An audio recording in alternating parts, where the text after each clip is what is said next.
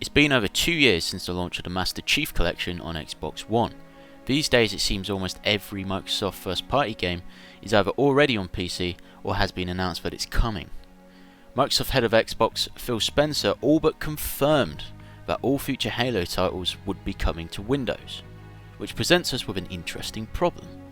What are those playing Halo 6 on Windows who have never played a previous Halo game and have literally no idea what's going on in terms of the story? Higher ups at Microsoft seem at the very least open to the idea of a collection coming to Windows, as evidenced by tweets from Microsoft CEO Satya Nadella suggesting a 2015 release window of the Master Chief Collection for Windows 10. Tweets as recently as a few months ago also suggest similar openness to the idea from Phil Spencer and 343 Industries founder Bonnie Ross.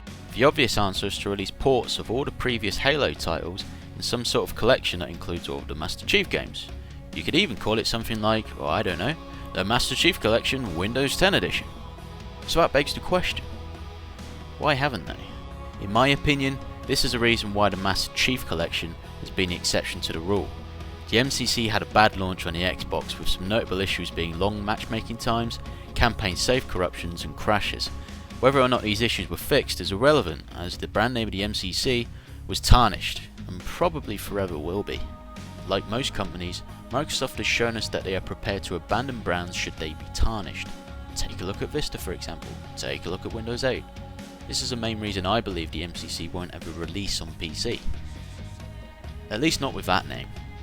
Microsoft has shown interest in allowing Windows players to experience the early game story in the Halo universe, as evidenced in the upcoming release of Halo Wars 2, in which if you pre-order the Ultimate Edition, it comes with a Windows port of Halo Wars 1. They've also said in their official support page that they will allow players to purchase Halo Wars 1 separately sometime later during 2017, showing that they are open to the idea of releasing their back catalogue. We all knew that there's not really a technical reason to not port the Halo games across to Windows, as the Master Chief Collection proved that all the games, including the ancient ones like Halo 1, can be ported and updated to 60 frames per second without too many problems.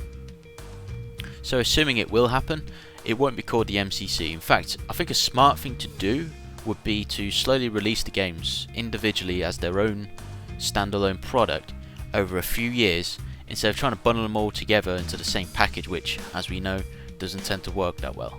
If they did something like release Halo 1, then about a year later Halo 2, then the same again for the rest of the games, it will give them enough time to optimize each title and get it running properly on Windows, in addition to a constant source of revenue from each release that they do, and if priced correctly, I think it would be a great thing.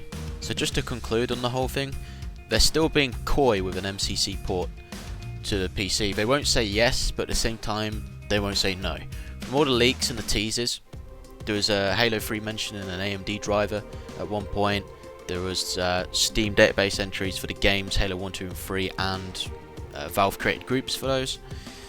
A bunch of other leaks. A reliable, well-known leaker who said that a port was being worked on, although, you know, the legitimacy of that I do question.